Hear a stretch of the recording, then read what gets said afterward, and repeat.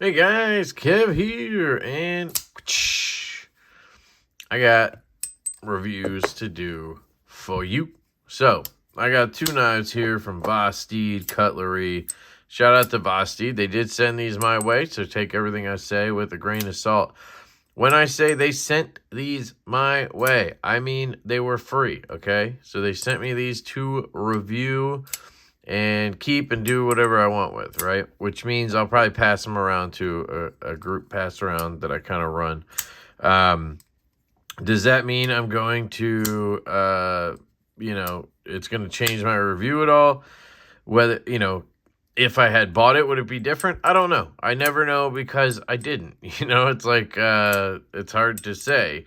But I will say I try to be very objective, unbiased, all that good stuff. But you should always take it with a grain of salt. Now, these are on the budget end of knives. We have 154 cm on both of these.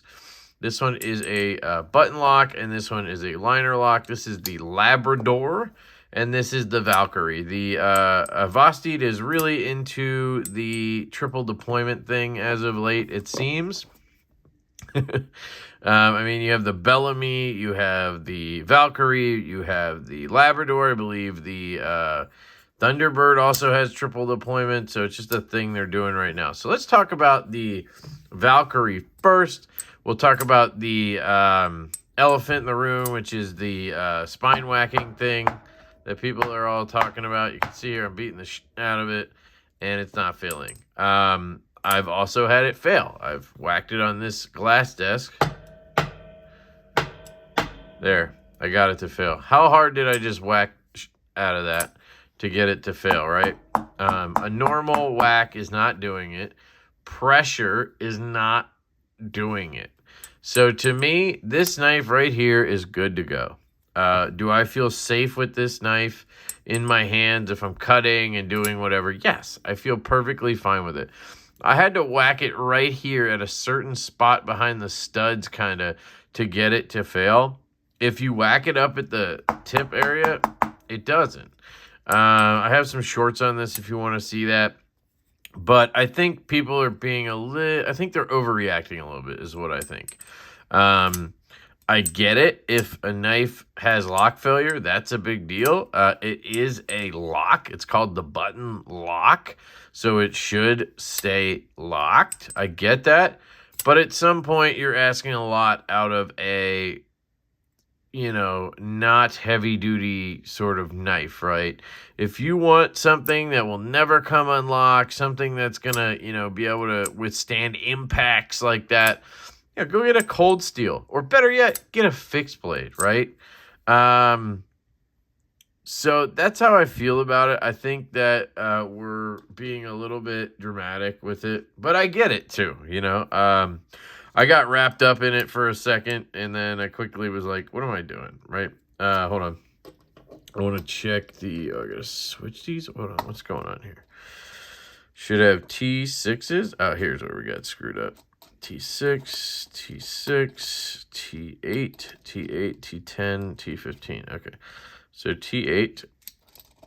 I just want to check this because it feels like you can see the centering's a little off, and I had it perfectly centered. So I just want to. There we go. Wow.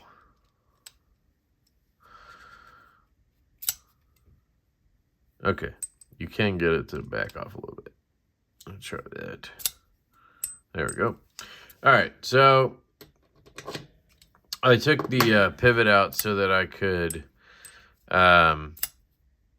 see if that had any impact on the failures. I was messing with that, and that's why it was a little off. So that was on me.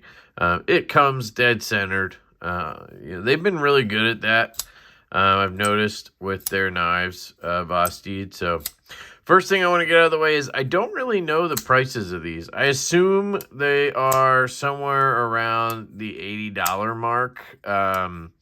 That's my guess, that these are somewhere around the $80 mark. They could be less because, the Raccoon, I believe, was like $59 or $49, something like that. But these are in 154 cm, so you got to bump it up a little bit. So I don't know, let's say 75. but it could be upwards of, you know, $80 to $90, and that's fine with me. Those prices make sense, right? So we got that out of the way. I think the knife is fine. Right now, if you have one where you can just do this and it fails, that's a problem. If you have one where you can just do this and it fails, that's a problem. But if you have to beat the ever-loving piss out of it to get it to fail, it's not a problem, in my opinion. And everybody has their own opinion, and you should do whatever you want based on yours, you know? So let's talk about the knife overall. The colorways. They have some cool colorways of this. Unfortunately, I got the one colorway I wouldn't want. But I don't choose when they just say, hey, we're sending this or whatever. And I'm like, okay, cool, right? There's some brands where, you know, they'll be like, what are you interested in? Or I don't know. It just depends, you know. But Vosteed, they've sent me a couple things in the past, so they just ship it. You know what I mean? It shows up. I'm like, okay. So I don't love the gray, but, you know, it's whatever. I'm ultimately, you know, this isn't my style of knife for a lot of reasons, and we'll talk about that, but, so I'm not going to end up, like, keeping this in my collection. This is going to go in a pass around, and then, you know, it'll get given away one way or the other. So it doesn't really matter, the colorway. But it comes in some cool colorways. You can look that up on their website. I'm going to link their website down in the description. I have an affiliate link with them through Share a Sale. That does help the channel if you use that link and pick anything up. So I would appreciate it. But if you're not going to pick up anything, obviously, don't use the link. And if you don't feel like it, don't use the link, you know? All right, aesthetically. I do like it. It's a little squared off for me. I like the blade shape. You know, I like a sheep's foot, Warney style blade, so it does have that going on. You know, someone pointed out blade to handle ratio to me at one point. I think it was Casey over at Knives Fast. He said it has poor blade to handle ratio, and I just don't see it. It looks fine to me.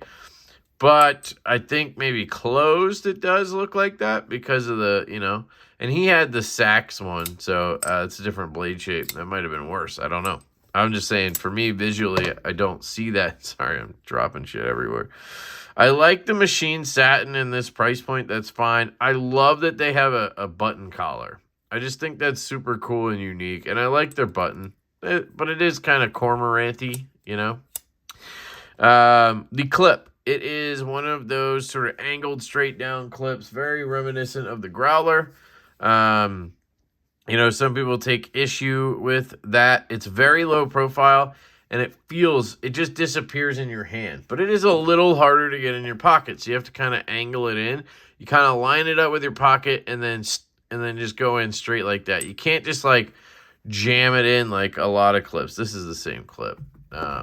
You know, like this clip, you could just kind of like pop in your pocket. Even this doesn't have a ton of ramp, though. But, yeah. So, that's fine. The pivot looks cool. I like all that stuff. You know, you got the one body screw, which is nice. You don't have a filler tab here. I wish you would see that a little bit more on these budget knives. I know it's an extra step, but it can't be like it costs a ton more, because you can look at the Lander has a filler tab, and that's a $50 knife from a company that doesn't OEM it, so it can be done for sure. The 154 is nice. I was talking about the blade shape. I like this little kind of humpy thing right here. I don't know what to call that, and then it drops down. It looks cool, and it's not anywhere in my path ergonomically, so it's not going to like cause any issues. Jimping, there really isn't any. So let's get into aesthetics, ergos. And it's pretty comfortable in the hand. It's just a very neutral knife. I mean, it's a little squared, but it's fine. And I love that it has this really big choil area, and you could choke up on that. One thing I don't like is that because of the flipper tab, it's kind of awkward for my second finger. So I have to kind of ride my index finger up here and keep the other one back here. It works, but I would love to get closer to the blade like this. You can, it's just if you're going to do harder cuts, which I don't, but, you know, if you did, it would maybe give you a little bit of a hot spot here, because you'd be bearing down on this, and it's kind of a sharp corner. Pinch grip's good. Index kind of grip like this is good. Yeah, I like the ergos. Don't have any issues with it. The ergos for flicking the knife work really well for me. Flipper tab's good, so all of that's good. Cutting. It has a razor sharp 154 cm blade on it. Nice grind. Comes down to a pretty thin edge. And yeah, I think it's a great cutter. I cut a few boxes down and opened some packages. Nothing crazy. It's got a good tip on it. It's got a little bit of meat behind it, so it's not too dainty.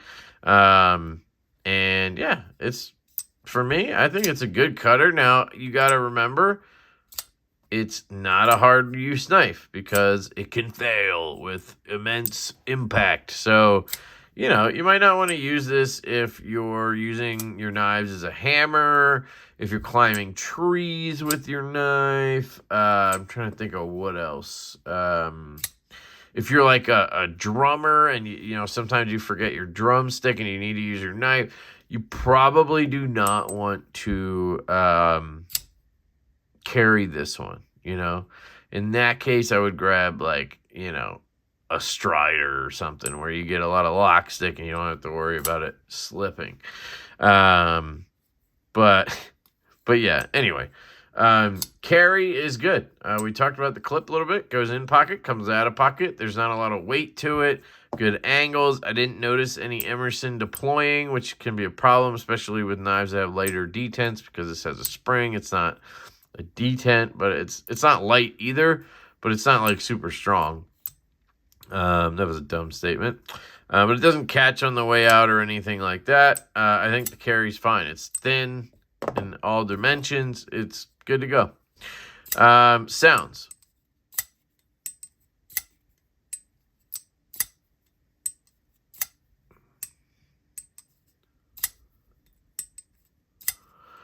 I hate the sounds. So I don't know what it sounded like in the unboxing. I sort of remember it being better, but I don't know. You tell me what I said in that video. But, like, listen.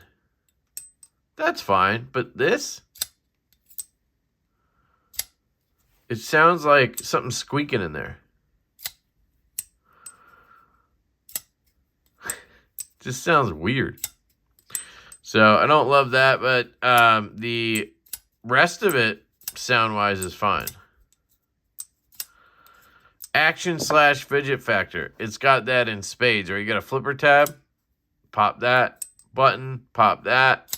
Thumb stud, pop that. Reverse flick, pop that. You got a front flipper, low pro, front flipper tab, pop that. I mean, you got a lot of options. Can I do a reach around?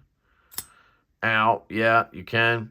You can do the button dance, button lock dance. So, I mean, you got a lot of options over here. You can do it right-handed real easy, obviously. And you just saw me do it all left-handed. The reverse flick left-handed is not bad. I always have problems with button locks on reverse flicks because of where the button is. I always end up depressing it and kind of having it leak out. Don't have that problem with this knife. It kind of just is in a good spot, or the spring's good. I don't know, but it works. It does have a little bit of a recess, but I mean, you could see the button pops out like crazy, so it's not really protected by that, right? But we can backtrack a little bit. I've never had an issue where it's kind of disengaged on me or anything like that, so I guess it's fine. But that will be a person-to-person thing. Everybody's hands are different, so you may pick this up and immediately squeeze and it pops the lock. I mean, that could happen. So you got to keep that in mind. But yeah, I mean, it closes. I mean, look at that drop, really good, and that's with absolutely no side-to-side, a slight bit of up and down. I mean, yeah, I think it is a good, solid piece. I think that in a different colorway, I'd be more in love with it. I just am not into, the budget button locks all that much. Because button locks in general just don't have great feel for me, detent-wise. And they seem to all have either a flipper tab or studs. I want a hole, you know? So that, and then the overall aesthetics, just not my style. I'm not the biggest fan of the triple deployment thing. I just think it takes away from the aesthetic doing that. And I don't need them. Like, 2 is enough. A flipper and a hole would be awesome. Or a front flipper and a hole. I just don't need them all. And it kind of just looks a little off. The only exception to that is like the FSD that does it well, because it's kind of like a cool fuller and it's a premium knife. I don't know. But this is a good knife, a good offering. I think you can't go wrong picking this up at what I'm sure is a good price point. So next, let's talk about the Labrador. This one is more interesting to me.